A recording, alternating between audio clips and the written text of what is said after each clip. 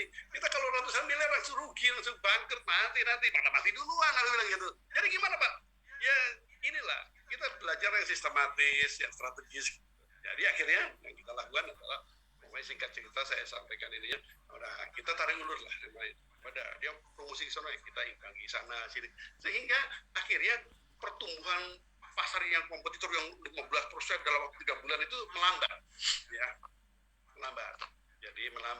Jadi tumbuhnya berkurang. Kita gangguin sana sini kayak, jadi 3 bulan berikutnya dia masih nambah 3%,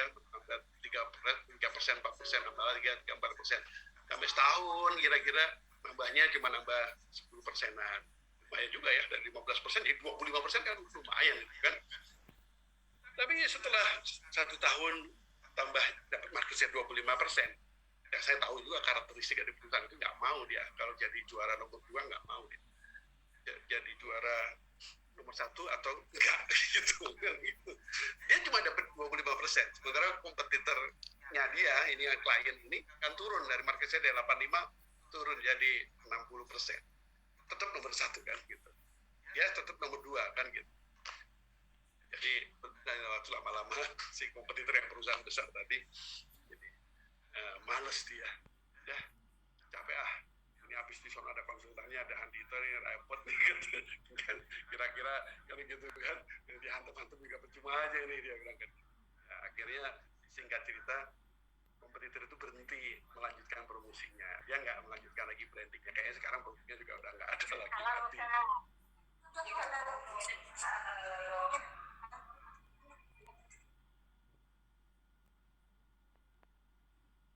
Jadi perusahaan itu tadi yang kompetitor itu akhirnya menghentikan usaha merebut mereknya tadi itu dan menghentikan sendiri. Kompetisi selesai kemudian. Jadi itu seringkali juga bisa begitu, di branding juga begitu ya. Jadi di branding itu seringkali jadikan kompetisi itu sebagai sebuah tantangan.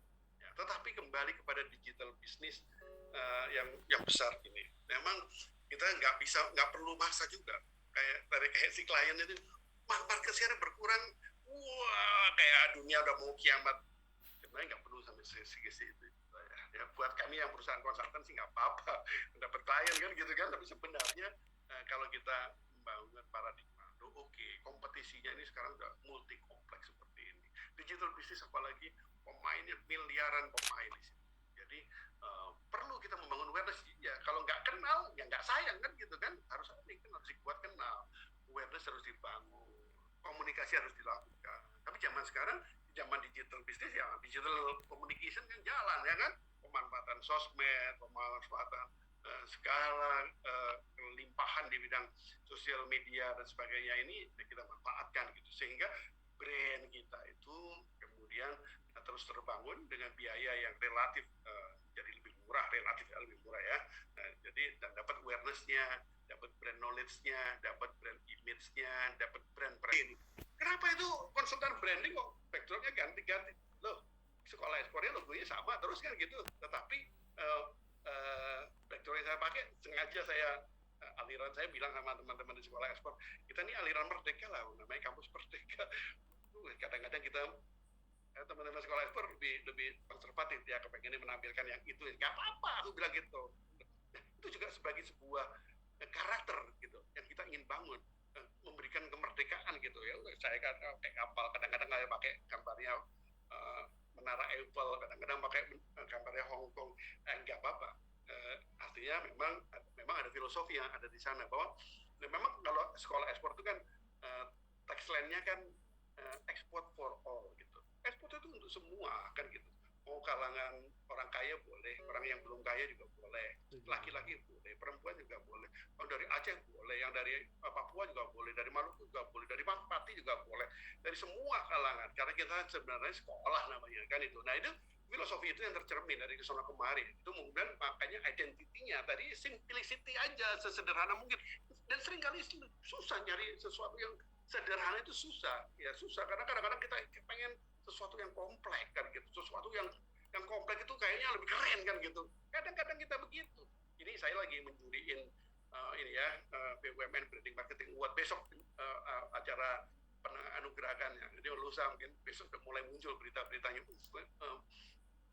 BUMN ini brandnya dihargai karena ini. Nah, itu seringkali kan, wah, brand yang bagus, yang kompleks, yang susah, yang enggak selalu. Ada brand-brand yang coba sederhana, cuma ditulis namanya doang.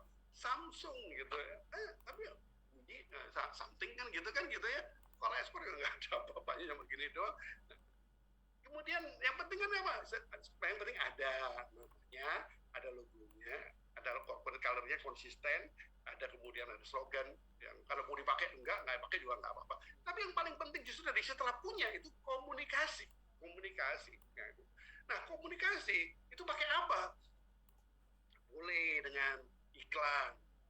Kalau punya duitnya banyak, buang iklan di koran ini, saya sebut buang duit kan zaman sekarang, yang nonton TV sedikit, yang baca koran sedikit kan gitu, buang duit kan gitu. Ya boleh kan, buang itu udah duit kita kan nggak apa-apa.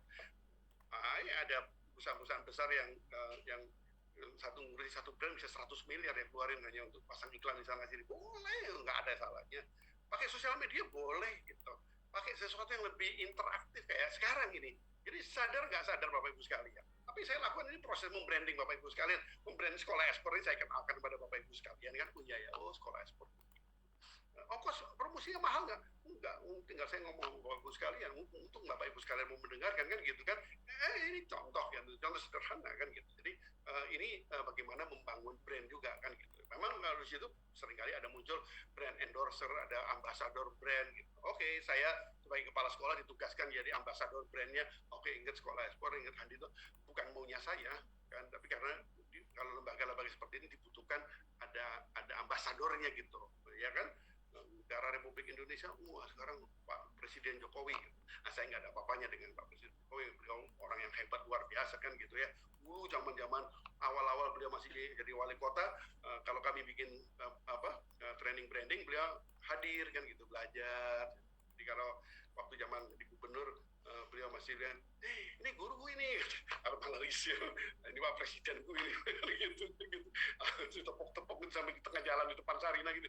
Ini guru saya ini kalau gitu. Habis itu saya jadi rakyat jelata aja, dah nggak pernah deket-deket dengan nanti ini. Saya tetap aja rakyat biasa saja kan gitu ya. Jadi itu kalau kita bicara branding, memang kadang-kadang itu perlu ambasador, ada endorser. Nah itu kalau kita bicara sosmed itu seringkali sekarang ada brand endorser itu kan, yang pasang tarifnya mahal gitu. Perlu nggak? Boleh aja, nggak ada salahnya, itu profesi yang sah juga kan gitu. Tapi sebenarnya pada banyak kejadian bayar terlalu mahal sebenarnya brand endorser karena nggak cocok dengan image-nya brand tadi. Ada yang nggak cocok dengan terkenal tapi dia terkenal tapi nggak cocok dengan brandingnya, dengan brand personality atau brand positioningnya, nggak ada gunanya juga. Hanya sekedar membantu awareness. Awareness itu penting, tapi awareness itu hanya salah satu kan gitu. Awareness, knowledge, image, preference, admire gitu. Buat bisnis yang paling penting sebenarnya preference sebenarnya.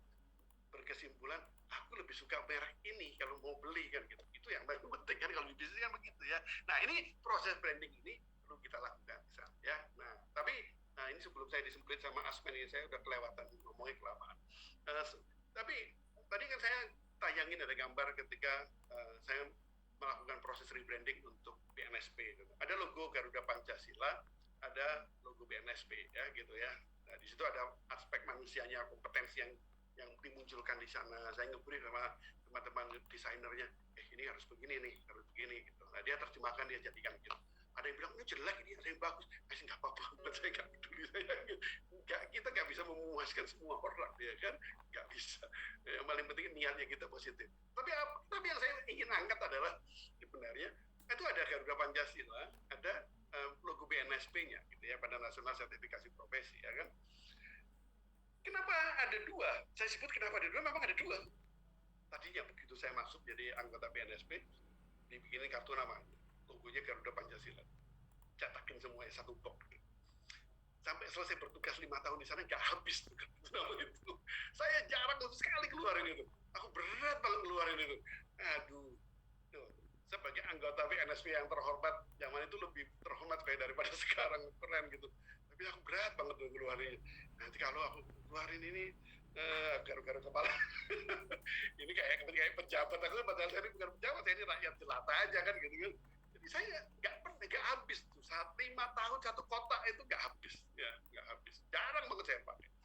Nah itu memunculkan juga, kadang-kadang ini kalau saya begini, mungkin juga teman-teman saya juga ada yang begitu gitu, maka BNSP-nya nggak terkenal ini, kurang komersial ya kan. Iya, karena penggunaan logo Garuda Pancasila kan harus hati-hati, nggak boleh ini, nggak boleh ono, nggak boleh ini kan gitu kan. Sehingga itu saya ngomong sama pimpinan BNSP, sama teman-teman saya di komisioner BNSP, kita bikin logo komersial yuk, orang gitu. Maksudnya itu apa? Kita dagang? Oh, bukan, logo yang lebih untuk publik kan. Oh boleh. Akhirnya muncullah ide itu. Oke, muncul logo BNSP versi komersial brand ya, yang dipakai untuk promosi, brosur dan sebagainya. Nah, maksud kalau Garuda Pancasila dipakai promosi gimana? Soalnya itu ada lembaga sertifikasi profesi, ada TUK dan sebagainya, itu kan seringkali harus promosi kan gitu. Kalau dia promosi, kalau dia pakai logo Garuda Pancasila jadi downgrade, jadi murahan banget gitu kan gitu. Pakai yang komersial ini aja untuk dagang lah kan gitu kan. Nah, muncullah itu ide itu. Jadi sampai dengan hari ini masih ada dua itu. Dari dulu memang begitu. Kalau untuk yang formal resmi kirim surat kepada presiden, kepada menteri, ya pakailah surat yang Garuda Pancasila kan gitu kan. Tapi kalau ngomong yang apa-apa, pakai yang komersial brand tadi. Ya apalagi kalau iklan gitu, udah pakai yang ini aja, pakai yang komersial brand aja, nggak usah pakai Garuda Pancasila. Berat banget gitu kan. Nah itu harus dibikin panduannya. Kami waktu itu bikin panduannya. Sampai sekarang masih dipakai. Jadi itu ada dibutuhkan itu ya. Kayak negara Republik Indonesia kan Garuda Pancasila kan. Ada kita punya ya, meskipun logonya kita ini nggak jelas, kan nggak jelas. Aku udah ngomong sama Pak Presiden Jokowi sejak beliau dilantik jadi presiden, beberapa bulan setelah itu ada kunjungan ke Myanmar. Saya kebetulan ada di dalam rombongan di situ, ikut nginep di hotel yang sama karena diajak nemenin salah satu menteri. Udah temenin gue ya, dari sini takut saya kamarnya ini apa ya, di Myanmar kan di Naypyidaw itu kan daerah yang bekas perang dulu, banyak banyak kuburan massal di sana. Takut sana. Jadi temenin salah satu menteri, bukan di kamarnya dia ya, ada kamar satu komplek gitu kan, ada beberapa kamar. Padahal saya sama istri saya di hotel yang lain, saya nginep di situ beberapa hari. Ketemu Pak Presiden waktu itu bilang, Pak ini kayaknya perlu rebranding. Dia ya benar-benar dia udah kenal kami kan gitu. Apalagi yang ngerjain rebrandingnya Myanmar itu ada timnya sister company kami kan gitu. Ini hasil karya anak-anak kita ini, rebrandingnya logonya Myanmar, saya tunjukin ke beliau.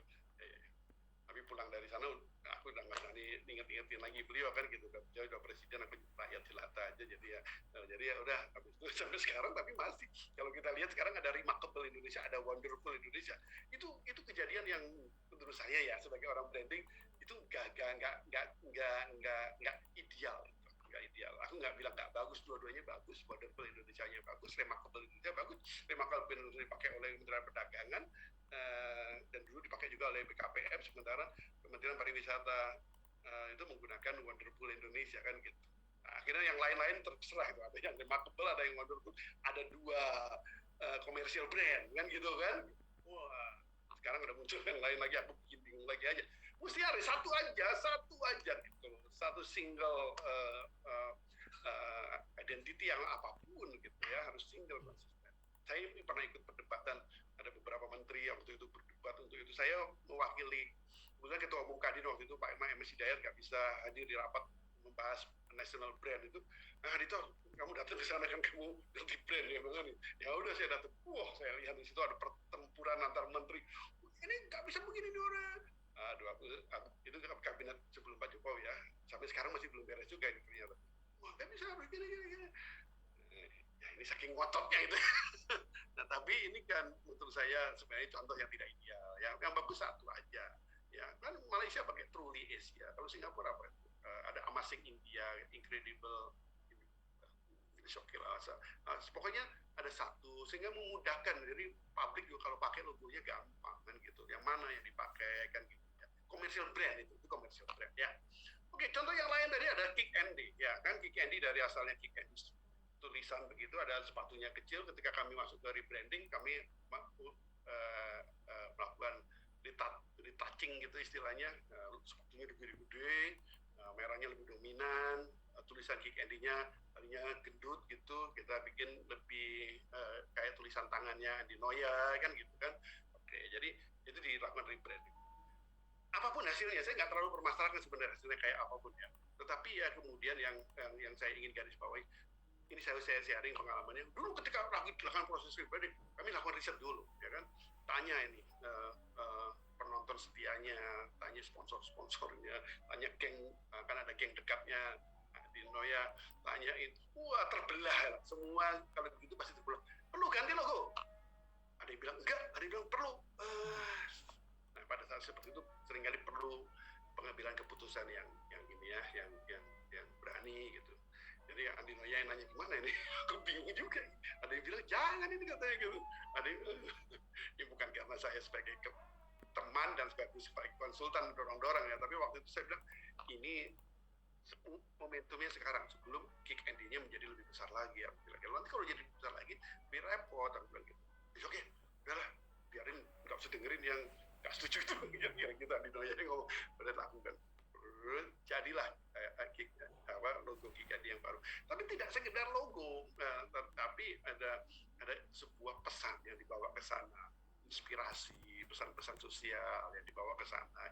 Itu yang diterjemahkan tidak hanya di logo, tapi di daily activity-nya. Jadi memang kalau kita bicara branding, jangan hanya sekedar lihat logonya, tapi bagaimana komunikasi dilakukan dari waktu ke waktu, bagaimana program TV-nya itu kemudian didesain seperti ini, kan mempengaruhi ke sana. Setting panggungnya, kalau kemarin ganti setting panggung, mas panggil lagi kan, gimana mas, setting panggung kayak gini, oke lah, memang harus dilakukan penyegaran, dari waktu ke waktu harus dilakukan penyegaran, supaya ada tampil sesuatu yang baru kan gitu kan, kayak Pak Asfar aja, ini kayaknya Pak Bejon aja ini rambutnya lain nih, kebetulan aja nih, kebetulan aku udah berminggu-minggu nggak sempat gunting rambut ini, ke Medan begitu mendarat, mau cari tempat gunting rambut ya, temen yang nggak dari Medan, Pak ini kayak kurang kerjaan aja di sini gunting rambut gitu ya gitu, jadi gunting rambut tapi ya ini kebetulan aja, tapi sebenarnya perlu rejuvenation itu perlu kita lakukan supaya brand kita itu menjadi lebih segar, jangan sering-sering ya tapinya ya, kalau branding ya jangan sering-sering, tapi itu perlu dilakukan sekaligus kasih makna yang baru, seringkali ada arti baru yang kita mau masukkan ke sana ya. Oke, itu satu lagi terakhir nih, tadi kan ada contoh Kementerian Perindustrian ya kan, ada tadinya Kementerian Perindustrian yang roda gitu, roda mesin ya gitu kan, kemudian ada brand baru lagi yang kami bikin yang masih ada rodanya. Sebenarnya tadinya waktu mengambil keputusan itu ada beberapa pilihan, salah satu pilihannya yang sebenarnya saya rekomendasi yang nomor 1 tanpa ada rodanya sebenarnya, tapi waktu pengambilan keputusan Pak Menterinya waktu itu Pak MS Hidayat gitu, kumpulin semua eselon 1-nya, kumpulin. Jadi pakai yang mana ini? Ini konsultannya ajuin beberapa pilihan gitu. Wah, rame dah. Pokoknya kira-kira mau hampir voting, tapi ada yang ngotot. Nggak bisa, kalau nggak usah ganti lah katanya gitu. Waduh kacau lagi nih kalau nggak usah ganti. Bukan apa-apa, ini kan memang saatnya perlu ada penyegaran. Apapun gantinya buat saya nggak masalah. Jadi Pak Hidayat bisik-bisik, kamu milih yang mana? Nomor 1 aku bilang kan gitu. Ini yang maunya nomor 2 ini, dia bilang gitu. Sebenarnya kalau diajak voting bukan nomor 2 itu yang menang, tapi yang 1 ada yang ngotot, harus kayak ini Pak, ada rodanya, mesin ini gitu. Sudah apa lah kan gitu. Karena semua yang kami sodorkan tetap yang baik kan gitu. Kita pilihan terbaik dari tadi puluhan, kita hanya pilih 3 atau 2 waktu itu. Udah, akhirnya dipetok. Ya dah, kata Pak Hidayat, ya itu udah setuju. Sampai diputus. Pak Hidayat bilang di rapat itu, saya sebenarnya bukan milih yang itu loh, saya milih yang satunya. Tapi saya hargai pendapat kalian. Itu penting dan konsisten dipakai. Jadi sebenarnya saya tidak ingin mengatakan branding itu asal-asalan, jangan, ya harus dirancang dengan baik, tapi menjadi yang paling baik, paling itu sangat subjektif ya. Nah, contoh yang bijak diambil oleh Pak Hidayat, Menteri Perindustrian waktu itu, oke, yaudah kita pakai itu, setuju semuanya, setuju, komitmen semua, satu pintu semuanya, oke gitu, sehingga begitu Pak Hidayat jadi menterinya ganti lagi, dia masih semua aparat di sana masih bilang ini karya saya, ini karya kami, ini ada yang nggak tahu kalau itu buatan dari timnya saya gitu ya, tapi nggak penting itu, karena ini kan yang penting buat kita menyampaikan sesuatu menjadi milik dari Kementerian Perindustrian, dan itu merasa menjadi ini our brand, my brand kan, dan itu penting gitu. Di branding itu penting karena dengan demikian itu punya energi untuk mengkomunikasikan, mempromosikannya. Sama kalau kita punya produk-produk ekspor juga begitu. Oh, saya punya ini brand saya ini. Kalau itu brand saya, maka itu kita akan lebih all out mempromosikan. Saya bilang sama teman-teman ini ya, nanti Bapak Ibu sekalian tolong lihat brandnya masing-masing ini ya. Ya, teman-teman mahasiswa kita ini yang lagi belajar di kampus Merdeka menjadi eksportir baru itu, mereka kita minta untuk bikin brand sendiri-sendiri. Saya tidak cek.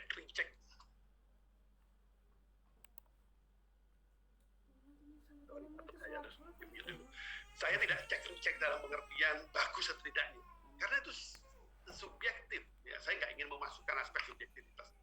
Tapi saya cuma pesan sama mereka, kamu harus yakin ini brand kamu, ini brand saya, ini punya saya. Karena begitu dia bilang ini punya saya, sejelek apapun punya sendiri kan gitu kan, maka itu akan energinya akan luar biasa, akan kemudian terpromosi ke sana kemari. Wah, itu akan ini.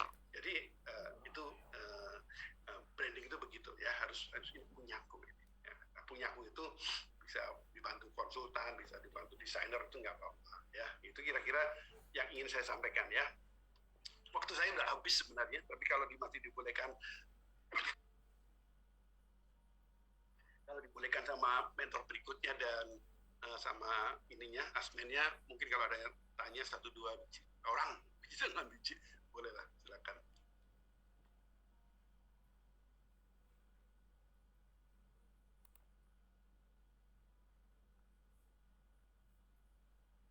Gimana Pak Aswar? Jadi udah lebih muda, lebih cocok nggak? Cocok Pak. Gimana Pak? Apa yang ada mau? Boleh tanya Pak? Silakan Pak, silakan. Ya, mohon maaf Pak. Silakan Pak. Terus terang tadinya kemarin itu Bapak sudah membranding saya dengan sekolah ekspor nih. Tapi bagi saya sih bukan sekolah ekspornya yang brandnya, tapi Pak Anditonya. Jadi ambasadornya itu yang berjalan ya. Hari ini baru saya brandingnya sekolah ekspor. Ya, artinya Bapak berhasil menjadi tadi itu saya cerita sama teman, aku stop dulu ya diskusinya, saya mau jumpa mentor yang bagus. Makasih Pak. Tadi mohon izin, tadi kan ada 3 hal penting dalam brand ya, sebelum kita branding ada brandnya, ada logo, ada nama, ada tagline. Itu pertanyaan saya yang pertama, dari pengalaman Bapak itu mana yang paling efektif dalam menggiring, kan kalau pemahaman saya, mohon koreksi Pak, ini kan kalau menurut saya brand ini itu memanjakan konsumen menjadi konsumen loyal. Jadi loyal konsumen ya, jadi, supaya dia begitu melihat. Jadi ada 3 hal ini, mana yang lebih penting ya Pak ya, lebih ideal ya, lebih ideal. Pak Aswar, sebentar Pak, saya mau nanya Pak Aswar, Pak masih ingat seindah warna aslinya? Iya. Apa itu Pak? Ya itu ya memang aslinya. Nah, ada kata-kata yang sering muncul, seindah warna asli ya. Ada yang bilang lebih indah dari warna asli ya. Masih ingat ya, itu merek apa? Uji ya. Bukan basa-basi. Rokok, email. Just do it apa? Just do it. Nike. Ya itu contoh Pak, maksudnya. Itu contoh. Apapun makanannya, minumannya tetap. Foto itu. Nah itu contoh slogan Pak. Itu contoh tagline lah ya. Nah itu jadi memang ada ini Pak, ada yang kalau saya sih aliran merdeka aja. Boleh pakai tagline sebagai angle kuatnya, boleh pakai corporate color, boleh pakai maskot, boleh juga pakai logo. Tapi logo kayaknya mau nggak mau itu brand identity ya, itu memudahkan konsumen sebenarnya Pak. Iya. Jadi yang lebih efektif dari riset Bapak itu yang mana, Pak? Yang harus Bapak punya logonya, Pak, harus punya. Nah, karena logo itu kan kayak orang pakai baju gini loh, Pak. Kalau saya pakai baju warna saya pink gitu. Ini bukan pink, ini apa? Ini kecoklatan, warnanya polos. Saya pakai kacamata gini kan, Pak. Ungu ya. Ini kan identity kan harus ada ini. Ya. Ini contoh ini, Pak ya. Ambil contoh nih, perlu nggak pakai kacamata ini, Pak? Ini tapi kalau buat saya ini sebenarnya bagian dari brand identity. Saya kalau nggak pakai kacamata juga tetap bisa lihat Pak Aswar dengan baik. Dulu mata saya minus 2,75, kecil sih dari dulu sejak SMA. Tapi karena umurnya sudah, ini bukan karena umur, karena rambutnya udah putih, kemudian operasi katarak, sekarang udah nggak perlu pakai kacamata lagi sebenarnya ya kan, sudah nyaris nol. Tapi kayaknya kalau nggak pakai kacamata ada yang bilang, ini Adito bukan ya, dia bilang gitu. Oh, ya, pakai kacamata lagi, ini padahal kacamatanya kacamata gaya-gayaan. Itu identity itu Pak, itu brand. Nilainya ditambah ya Pak. Nilainya naik ya. Ya, Pak, itu jadi satu lagi Pak. Pak ada Pak logonya Pak. Ya. Jadi kemudian pada kondisi seperti apa? Kondisi apa ya? Itu rebranding. Jadi kalau rebranding ini kan yang kita mau upgrade ya, itu kan harus ada sebuah keputusan. Ini yang kita harus kita rebranding. Itu rebranding ini kan tadi itu konsumen loyal Pak. Nah, konsumen loyal ini kan kualitas produk orang milih. Jadi kita membuat itu mungkin nggak ada manfaatnya menurut saya. Jadi bagaimana strategi rebrandingnya, kapan waktu yang tepat, kemudian ada ikhtiar apa yang sehingga nanti itu diakui ini sekolah ekspor ini karena ada Pak Handito. jadi melekat ya. Jadi prosesnya itu jalan, rebrandingnya jalan. Kemudian Pak sekalian Pak yang terakhir ada teman-teman lain yang bagaimana strategi membuat brand yang ideal Pak? Jadi idealnya itu memang diterima oleh khalayak secara cepat itu ya. Saya pikir itu saja Pak. Nanti teman-teman lain. Terima kasih Pak Aswar. Ya Pak. Mungkin supaya saya bisa sekaligus menjawab yang lain. Ya. Mungkin silakan berikutnya Pak Muhammad Ramli atau Pak Bambang Haryanto. Ya boleh Pak. Izin. Assalamualaikum warahmatullahi wabarakatuh. Waalaikumsalam. Terima kasih Pak Andito. Pak ini selalu pencerahan ya setiap hari gitu ya dengan adanya Pak Andito ini. Jadi kita makin kaya gitu Pak. Tapi berdasarkan pengalaman Bapak, pertanyaan saya cuma satu Pak.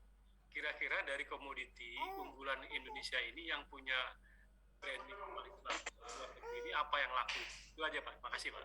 Terima kasih Pak Bambang Haryanto. Silakan Pak Muhammad Ramli. Siap, terima kasih banyak Bapak. Silakan Pak. Ini tadi sempat disampaikan juga soal jenis branding itu kan ada dua ya Pak. Kalau tidak ada yang hard branding, ada yang soft branding. Nah, yang ingin saya tanyakan kaitannya dengan soft branding ini yang secara tidak langsung itu memasukkannya itu masuk sebagai mindset konsumen kita itu sendiri. Nah, khususnya terkait dengan branding yang soft branding on digital ini, menurut Bapak itu masa ideal untuk kita melakukan branding produk yang kita miliki itu ada tidak standarisasinya? Misal sehari itu secara kuantitas itu berapa kali kita up di media sosial, lalu kemudian itu jangka waktu yang harus terpenuhi sehingga dia nanti akan menjadi salah satu bagian yang tidak terlupakan, bagian yang berkesan lah bagi konsumen kita itu. Apakah ada masanya, misal kalau di suatu tradisi itu kan misal 40 hari dilakukan, maka itu akan menjadi bagian dari mindset berpikir konsumen kita. Nah, ini dua hal yang ingin saya tanyakan di Bapak. Karena memang syukur kami di kampus Universitas Samjan Wadi di Lombok, Nusa Tenggara Barat, kami sudah menjalankan program untuk membina mahasiswa kami untuk fokus membentuk kelompok-kelompok usaha kecil lintas prodi. Nah ini saya kira sangat penting bagi pembisnis pemula untuk bagaimana membangun soft branding itu sendiri. Kalau yang hard branding itu kan nanti secara sendirinya melalui kualitas produk yang dimiliki. Begitu Bapak, 2 pertanyaan dari saya. Baik, terima kasih. Terima kasih Pak Ramli. Nah, tadi saya menjawab dulu pertanyaan Pak Aswar ya. Jadi apa brand yang ideal, bagaimana membangun brand yang ideal, dan kemudian satu lagi tadi terkait dengan apa Pak tadi Pak? Sudah agak lupa tadi, maaf. Selain membangun brand yang ideal, tadi yang ditanyain Pak Aswar tadi soal apa Pak? Pak Anwar? Kapan yang waktu yang tepat ya? Oke. Kapan waktu yang tepat untuk melakukan rebranding? Untuk rebranding Pak, bukan branding, Ya. rebranding. Iya. Betul Pak. Kapan waktu yang tepat? Ya, kalau kita udah punya branding, ya kan? Kemudian kapan kita waktu yang tepat untuk melakukan rebranding? Ada 2 kemungkinan terbesar, meskipun masih banyak kemungkinan yang lain. Satu karena terpaksa, ya. Satu karena terpaksa. Jadi rebranding dilakukan karena ada brand-brand tertentu yang mengalami kecelakaan brand, ya, sehingga brandnya jadi nilainya jadi hancur gitu, turun. Nah pada saat itu supaya bisnisnya nggak masalah, ganti nama, ya kan? Nah itu lebih banyak untuk kemudian itu baik itu logonya, kadang-kadang malah namanya pun bisa diganti nama. Itu karena ada faktor kecelakaan brand, tapi ada juga faktor karena ada perubahan pemiliknya sehingga diganti namanya. Gitu. Itu terjadi juga. Ini kayak sekarang ini ada GoTo kan, Gojek sama Tokopedia gabung jadi satu, muncul brand baru kan. Meskipun Gojek yang tetap ada, Tokopedia yang tetap ada.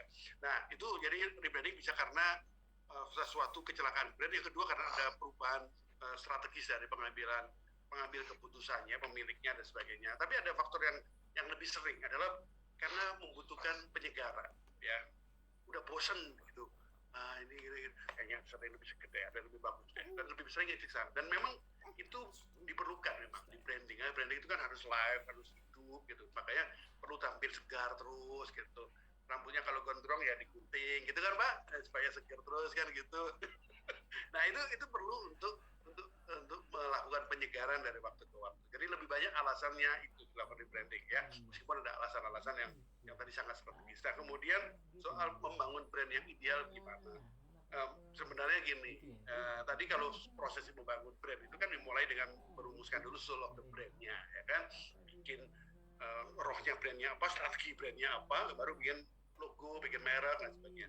Tapi dalam prakteknya nggak begitu dalam prakteknya ya. Itu sebagai idealnya begitu, dalam prakteknya ini kita bikin perusahaan yuk, atau nggak usah susah-susah, ini kita punya anak gitu. Kalau kita suami istri, ini ada lahir, kasih nama apa ya, itu kan brand, ada di situ, ada brand name di situ kan. Nah nanti abis itu panjang macamnya. Nah ketika bikin nama gitu, itu kan aspek itu sangat penting. Jadi proses seringkali dalam prakteknya pembuatan brand atau bahkan juga proses rebranding dimulai dengan adanya kebutuhan sebenarnya, kasih nama. Katanya mau onboarding di marketplace, katanya marketplace harus punya logo Bu Pak, kalau nggak ada nggak bisa bikin logo. Ada karena begitu ya. Tetapi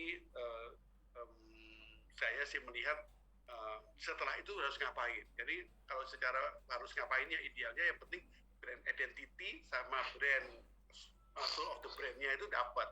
Nanti kalau itu dua-duanya udah oke, mana yang duluan nggak ada masalah, asal kemudian dilakukan komunikasi. Nah 3 hal itu saja. Jadi proses branding itu membuat brand strategi dalam bentuk soul of the brand, kemudian membuat brand identity, pengenalnya gitu. Yang ketiga adalah brand communication. Mudah-mudahan kalau 3-tiganya dilakukan dengan baik, sudah lumayan ideal lah. Nanti hasilnya memang ada yang awareness-nya tinggi banget, ada yang enggak. Nah itu tergantung banyak hal tuh ya. Nanti tergantung anggaran juga gitu. Tapi as a brand sudah memadai. Itu pertanyaan saya, jawaban saya untuk Pak Aswar. Yang kedua kemudian tadi pertanyaan untuk Pak Bambang. Jadi kalau Indonesia ini citranya produk Indonesia apa di luar negeri dan baiknya yang mana? Ya begini Bapak Ibu sekalian.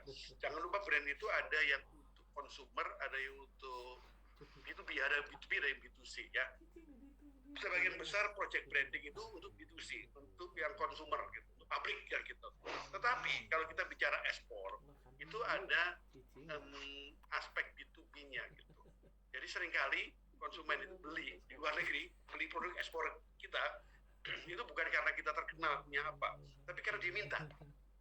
Ya, jadi ada dua versi itu. Jadi ada yang gini, oh Indonesia, kalau Indonesia udah pasti pertaniannya bagus, perikanannya bagus kan gitu, tambang juga oke kan gitu kan. Nah ini itu citra itu muncul di luar negeri gitu. Tapi bisnis nggak selalu dari situ. Tapi bisnis juga terjadi karena pembeli luar negeri datang ke Indonesia. Saya mau cari, misalkan ini, ya kan, yang ekstrim aja, mau cari besi rongsokan katanya gitu. Kan nggak ideal buat kita jualan besi rongsokan. Dia bilang, saya mau cari itu, ada nggak di Indonesia? Oh, banyak, di mana-mana kan gitu kan. Nah, ada yang begitu. Jadi ada proses. Jadi, nah ini urusan B2B gitu. Jadi yang saya ingin sampaikan ke Pak Bambang, memang kalau kita bicara branding untuk produk Indonesia, kalau saya sih usul produk-produk yang kita ini yang renewable lah ya, yang produk-produk perikanan, pertanian, perkebunan, makanan, sampah, itu bisa. Tapi kita juga punya kaya. Kita ini anak-anak Indonesia, apalagi anak-anak muda kita sekarang sangat kreatif gitu. Nah, produk-produk kreatif punya kesempatan bagus dan Indonesia mulai dikenal. Ya, kalau ngomong brandingnya ya, untuk produk-produk kreatif ya. Tapi kalau untuk pertanian, perkebunan dan sebagainya, pertambangan Indonesia sudah terkenal. Ya, tapi kan kita perlu penyegaran kan, perlu penyegaran. Makanya Pak Presiden bilang jangan ekspor bauksit, jangan ekspor nikel, ekspornya barang jadinya. Nah kita ingin ada proses hilirisasi menjadi negara yang memproduksi dan mengolah hasil-hasil pertanian atau hasil tambang tadi. Oke, ini berjawaban untuk Pak Bambang. Yang terakhir tadi Pak, boleh izin Pak, izin tanya Pak. Satu lagi Pak. Iya Pak. Izin. Jadi gini Pak, kita kan punya teh banyak ya Pak ya. Iya, ada Pak. teh Walini, ada teh Sariwangi gitu ya. Nah kemudian kok jadi agak paradok ya, karena ternyata brandnya terlalu tinggi, ternyata Sariwangi itu ternyata tutup gitu loh Pak. Nah itu case khusus itu kelihatannya Pak ya. Kenapa tutup? Tutup kan Pak itu teh Sariwangi. Kenapa? Pabriknya Oh, kan. Sariwangi. Padahal tuh di antara teh yang ada, yang di kontemporer itu ya Sariwangi yang paling kuat lah untuk brandingnya gitu loh Pak. Tapi malah Tapi Walininya nggak tutup kan? Walini sih sekarang ini malah jadi tempat stasiun Pak, malah tutup juga itu Pak.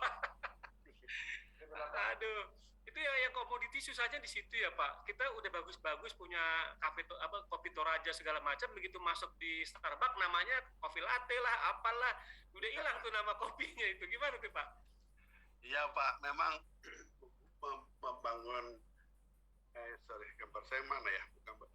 Membangun brand ini perlu proses, perlu komitmen, membangun jangka panjang ya. Jadi memang tapi juga ada alasan-alasan jangka panjang yang kemudian dalam kisah saya nggak tahu Sariwangi udah tutup apa enggak, tetapi memang ini kan perusahaan ini sudah terkenal lama, tempoh hari sudah punya dengan Unilever kan gitu ya.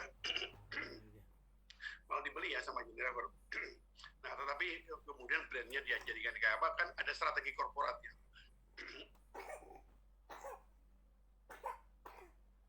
Jadi produk brand itu ngalah sama corporate brand, maksudnya ngalah pada corporate policy-nya perusahaannya. Jadi belum tentu karena nggak laku kemudian ditutup, tapi mungkin juga corporate-nya punya kepentingan lain. Contoh Unilever, dia punya banyak merek sebenarnya di dunia ini, dia punya banyak merek. Bisa jadi merek yang A dia nggak jalankan lagi, tapi masuk ke merek yang berikutnya yang sudah merek yang global. Barangkali Sariwangi merasa sangat Indonesia, dia merasa perlu masukin merek-merek dia yang lain yang sudah global ditaruh di situ. Nah itu strategi korporatnya Pak. Jadi nggak selalu merek itu kalau sampai tidak dijalankan karena tidak laku, tapi barangkali bisa ada strategi bisnis di belakang strategi mereknya itu Pak. Itu yang bisa terjadi. Kalau khususnya Wali ini mudah-mudahan nggak mati lah. Saya pernah jadi konsultannya Wali ini soalnya. Saya masih pengen jaga Walininya tetap ada, meskipun bukan klien lagi sekarang, tapi ya itu mudah-mudahan ini kan merek-merek Indonesia harus itu. Tuh kalau jadi stasiun gimana? Tidak apa-apa, itu bagian dari ini ya, dari memberi manfaat buat orang banyak. Tapi begini, Bang Walini ada kaitan dengan nama daerah. Nah ini Bapak Ibu sekalian juga merek itu kan ada kaitan dengan nama ya. Tadi pagi ada yang nanya soal gudang garam. Namanya kok gudang garam gitu doang sih kan gitu kan. Saya nggak sempat jawab tadi lupa ya. Ya nggak apa-apa namanya gudang garam tapi rezeki kan gitu kan. Membawa rezeki kan gitu. Logonya cuma gambar ini apa ya gudang garam kan ya gudang garam. Kenapa nggak diganti-ganti? Mungkin ini kalau dia takut kalau diganti nanti nggak laku gimana kan gitu. Nah, jadi itu faktor itu manusiawi dan itu tapi ya itu bagian dari aliran dia yang jaga konservatif. Versace dari dulu juga udah ratusan tahun ya cuma gitu-gitu doang logonya kan gitu. Jadi saya ingin angkat bahwa kalau sebenarnya buat branding itu memang yang penting konsistensi sebenarnya lepas dari apapun. Kita perlu melakukan penyegaran, bisa melakukan berbagai hal. Nah, tapi khusus soal nama ini ada aliran berbeda-beda ya. Saya tidak ikut aliran mana-mana, tapi saya punya preferensi gitu. Ada aliran yang gini, kalau pilih nama, carilah kan nama yang baik itu nama yang mudah diingat, mudah diucapkan kan gitu kan, dan nggak gampang lupa gitu. Tapi kenyataannya nggak mudah bikin begitu kan gitu ya, nggak mudah bikin begitu. Kalau orang biasanya mudah diucapkan, kadang-kadang mudah lupa kan gitu. Sekolah ekspor gampang diingat gitu, mungkin juga mudah lupa ini karena terlalu generik. Tapi memang didesainnya memang filosofinya mau ke sana. Tapi ada aliran nama-nama yang kalimat baru, ada kalimat yang kata-kata baru, ada kata lama. Sekolah ekspor kata lama ini, saya sambung-sambungin. Saudaranya sekolah ekspor ada RB tadi. Banyak orang bilang RB artinya apa sih? Suka salah nulisnya nih, ARRBEY. Memang brand korporat kan kita nggak terlalu meminta orang mengingat-ingat gitu kan, pengen ingat RB kan gitu. Tapi kenapa namanya dibikin RB gitu? Kalau saya ditanya gitu, saya suka jawab, ayo biar ditanya aja, gue bilang gitu, biar ditanya. Nah ini pilihan-pilihan Pak. Jadi memang sekarang ini kalau kita bicara brand ya hal-hal begini seringkali kita jadikan faktor-faktor yang kita pengaruhi kita gitu. Gitu Pak Bambang. Tadi saya menjawab pertanyaan Pak Ruli ya tadi ya Pak Ramli tadi.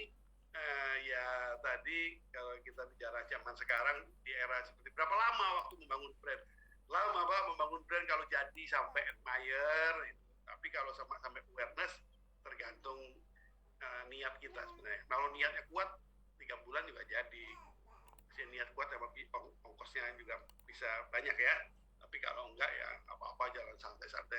Nah, 3-4 tahun masuk ya. Membangun brand itu memang tidak mudah, tidak cepat.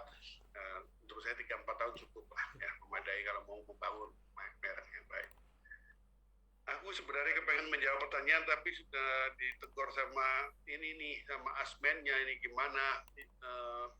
Ini deh, mohon menyampaikan pertanyaan pendek, saya akan jawab pendek.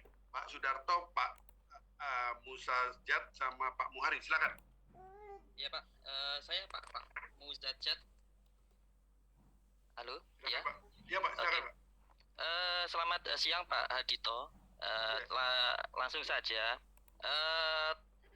Apa namanya, di dalam membangun brand itu kan cenderung orang itu ingin membuat brand itu yang simple dan mudah diingat. Nah, terkadang dalam membangun brand itu yang simple itu terkadang kita juga kesandung masalah legalitas. Nah, mungkin perlu juga dijelaskan terkait dengan bagaimana membangun brand ini agar tidak tersandung dengan hak cipta merek ya, seperti halnya yang telah terjadi kemarin. Mungkin contoh metaverse juga kemarin juga sempat terjadi ya ini media sosial saja ya, mungkin terjadi duplikat merek dari logo-logo yang lain yang sudah ada tentunya. Mungkin itu saja Pak Hadianto. Terima kasih Pak Musajat. Silakan Pak Sudarto. Pak Muhari. Ya, Pak, berkaitan ini Pak, biar produk kita itu bisa go internasional dalam rangka branding, perlukah antara nama, kemasan, logo, tagline itu kita buat bahasa Inggris juga? Oke. Makasih Pak. Lanjut. Biar juga mudah dikenal oleh ada wajahnya di dunia luar program sana. director Yang kedua perlukah? Ya Pak. Ya Pak, putus-putus ya Pak ya. Pak Sudarto silakan. Ya, assalamualaikum Pak. Terima kasih Pak Andito yang luar biasa materinya, pencerahannya tadi. Iya Pak. Saya salut Pak dengan selalu senyum. Nah, minta resepnya ini Pak Andito. Gimana? Nah itu bagian dari branding juga itu. Itu brandingnya Pak. Terima kasih Pak. Terima kasih Pak. Ini Pak yang saya tanyakan. Ini kan kita ingin bergerak di bidang ekspor. Jadi apakah branding itu sebaiknya menggunakan bahasa asing, misalnya bahasa Inggris, atau tetap saja menggunakan bahasa kita, bahasa nasional atau bahasa daerah? Ini ada pengalaman Pak Andito. Terima kasih Pak, itu saja dulu. Ya, terima kasih Pak. Tadi ada 3 pertanyaan. Tadi Kak Beni, apa pertanyaan pertama Kak Beni? Pak Kak Beni ini program direkturnya udah nungguin kita ini. Apa Kak Beni dari pertanyaan? Merek Pak, hak merek. Ya, Legalitas. bagaimana supaya tidak tersandung, Pak? Ya legalitas ya. Ya, Ini memang Bapak Ibu legalitas. sekalian, kami punya kebiasaan kalau saya sama tim selalu membiasakan.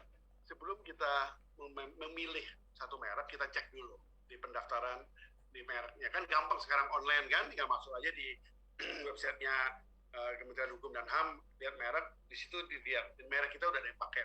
Jadi kalau selama ini, kalau saya selalu memulai dengan mendaftarkan dulu kalau saya. Jadi semua merek-merek yang kita pakai, kita daftarin dulu, kita cek dulu ada yang pakai enggak. Kalau ada yang pakai, kita biasanya cari nama yang lain. Kan nama itu banyak lah, ya kan? Itu biasanya kita pakai. Jadi semua nama-nama kalau pengalaman saya, kita cek dulu dan kita daftarin dulu. Kan gitu. Udah beres pendaftaran baru kita promosikan ya. Itu langkah yang simple lah ya.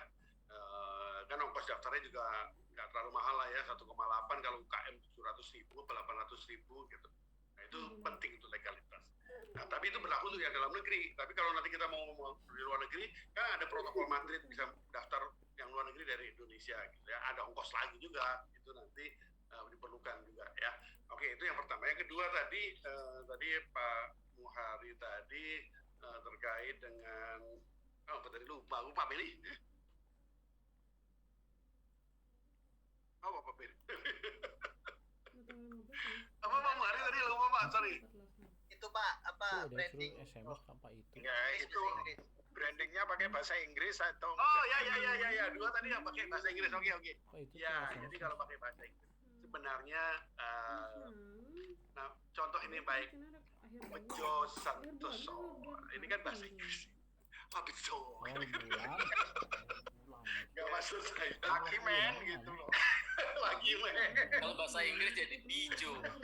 Bejo ya ini Bapak Ibu sekalian ini kami ini bersahabat lama jadi kalau bercandaan jangan dianggap wah ini ledek-ledek peserta ini bukan ini teman lama jadi memang boleh pakai bahasa Inggris tadi perlu nggak diterjemahkan pakai bahasa Inggris tidak harus mereknya tidak kalau mereknya tidak perlu mereknya apapun namanya mereknya Bejo mereknya Handito Benny itu nggak perlu diterjemahkan yang biasanya perlu dikasih penjelasan tagline-nya itu kalau masuk di luar negeri maka tagline-nya informasinya ya pakai bahasa Inggris lah pakai bahasa asing yang dilaku di situ kalau ke Jepang ya pakai bahasa Jepang gitu namanya nggak usah diganti itu kayak contohnya inilah McDonald di mana-mana ya McDonald tapi dia merasa perlu kalau masuk ke China dia pakai tulisan bahasa China di sana kenapa karena orang di sananya susah memahami kalau pakai bahasa Latin kan gitu jadi itu lebih banyak alasannya alasan teknis sebenarnya jadi as a policy dia pengennya ya udah McDonald KFC ya sama di mana-mana tapi kalau di negara tadi emang nggak biasa baca tulisan itu ya dia terpaksa menyesuaikan nah jadi itu kira-kira apakah harus pakai bahasa Inggris namanya enggak ya nama Indonesia yang ada di luar negeri juga udah makin banyak Kopiko itu terkenal di luar negeri namanya nama Indonesia kan gitu. Jadi Yang ke Jepang-Jepangan Pak, Niki Eco. ya Ewon gitu Ewonan itu tapi katanya orang Korea kata duta besar Indonesia di Korea duta Korea di Indonesia ini my company nih gitu kira-kira kalau pakai bahasa Jepang jangannya perusahaan Korea gitu padahal katanya orang Indonesia itu ewonan murah iki kan jadi nggak Bapak Ibu sekalian cuman pelafalan ini kadang-kadang penting ya pelafalan ini jadi penting kadang-kadang kalau bahasanya susah nyebutnya itu nyebut di luar negerinya nggak sebut-sebut itu. Nah itu yang faktor itu yang paling penting. Nah, makanya ada nama yang punya arti tertentu. Sekolah ekspor sudah punya arti, dan itu juga tahu orang sekolah dan ekspor kan gitu kan. Tapi RB orang nggak tahu kan, mana yang lebih baik. Dua-duanya baik, itu pilihan kan gitu. Nah, tapi ketika di RB mungkin buat orang asing lebih gampang bacanya kan gitu ya. RB, oh dia familiar itu kayaknya dari Prancis, dari Inggris, Australia gitu.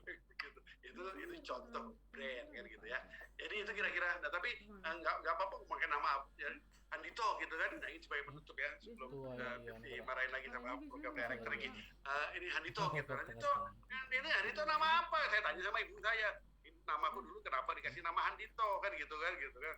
Iya zaman itu kan cari nama kan nama. Nah itu ada truk lewat di depan rumah gitu. Nah, apa nama truknya Andito gitu. Nah, jadilah nama saya. Jadi nama saya itu nama truk. Tapi kan meskipun itu asalnya nama truk kan di branding kan tetap sekarang meskipun nama truk kan keren kan. Wah kepala sekolah ekspor sekarang kan gitu kan. Nah ya oke, ini bercandaan aja, tapi itu benar itu. Oke, itu saja. Nanti waktunya mentor berikutnya ini mungkin habis ini jadwalnya harus ini ya, jam istirahatnya mundur dikit gitu. Maaf ini kelewat tersemangat ini saya ketemu Bapak Ibu sekalian siang-siang, mudah-mudahan nggak jadi ngantuk ini, jam-jam ngantuk kan gitu ya. Ya itu, tapi itulah sebuah branding itu gitu. Ini memang penting untuk pengembangan ekspor kita ke depan. Itu yang perlu kita lakukan. Oke, saya harus nyetop ngomong. Ya tapi ngomong-ngomong gitu ya Bapak Ibu sekalian, tolong sampaikan pada teman-teman ya. Ada yang nggak ikut kemarin karena terlambat dapat informasi. Ada yang nggak ikut itu ya kelas yang kemarin. Itu yang kalau nggak mungkin di antara sekarang ada yang nggak diikut. Nanti malam pengganti kelas kemarin ada nanti malam ya, jam 7 sampai jam 9. Kalau ada yang belum mengikuti. Kemarin ada yang nggak puas mau datang lagi gitu. Ya, baik, saya serahkan ke Pak Beni, makasih. Ya, terima kasih Pak Andito. Kalau dengan Pak Andito semangat terus, kita menjadi positif terus. Ya, Bapak Ibu sekalian dan juga rekan-rekan Asmen, kita kan jam 3 ini sampai jam 5. Oleh karena itu, jadi kita bukan 1,5 jam, tapi kita padatkan saja 1 jam dan 1 jam. Ya, jadi materi ini kita akan 1 jam, terus nanti setelah 1 jam kita ganti kelas lagi 1 jam. Gitu ya rekan-rekan Asmen ya, supaya nanti pas jam 5 ya. Dan juga Bapak Ibu mentor jadi kita bagi 3 ke 4, 4 ke 5. Oke. Nggak ada tanya jawab berarti Pak? Kenapa? Nggak ada tanya jawab. Kalau tanya jawab lama-lama Pak. Mungkin materinya sebentar terus kemudian tanya jawab monggo Pak. Pokoknya kalau Pak Thomas yang juga bisa banyak yang bertanya. Iya Pak Thomas. Ya kalau tanya. Tapi bahan saya banyak 25 slide Pak, agak cukup lama. Kali 2. Tadi saya usul kalau digabung nggak bisa ya, karena Pak Beni bicara, Pak Bejo bicara, apa itu nggak bisa dianukin ya? Ya, mungkin contohnya yang berbeda-beda Pak Thomas. Kita bicara ya karena ini sesuai bidangnya biar nanti lebih ini. Kalau contohnya misalnya saya nanti kan akan contoh ke rempah-rempah kan begitu. Oke, yuk langsung boleh. Baik, rekan-rekan Asmen di ngamarnya kita langsung masuk. Bapak Ibu sekalian, mari kita masuk ke break room. Baik, Virginia. Ya, baik. Saya menginformasikan kembali untuk C2 adalah PPPP untuk pangan, C4 adalah PPPP untuk pangan, kemudian C6 ada rempah, PPR, kemudian C8 ada PKS, kelapa sawit, C10 ada PPT, pertanian, C12 ada PPH, herbal, kemudian C14 adalah PPI, perikanan, C16 adalah PPK, kreatif, C18 adalah PPK kreatif, dan C20 adalah ICT. Bagi Bapak Ibu, silakan masuk ke ruangnya masing-masing sesuai dengan kelas komoditasnya ya. Terima kasih. Pertanian saja. Kelasnya masing-masing. Kelasnya masing-masing.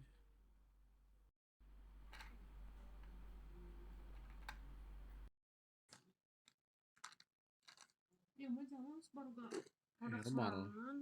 PPH herbal gini herbal sih PPH 12 kelasnya masing-masing.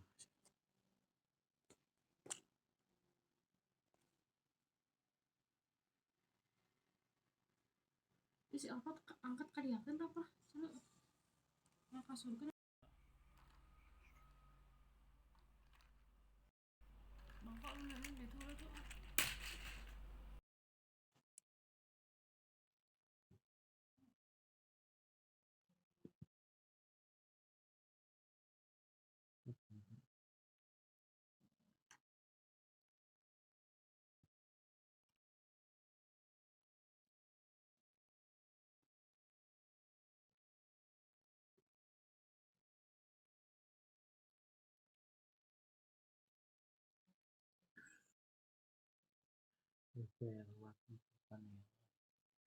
Saya 10.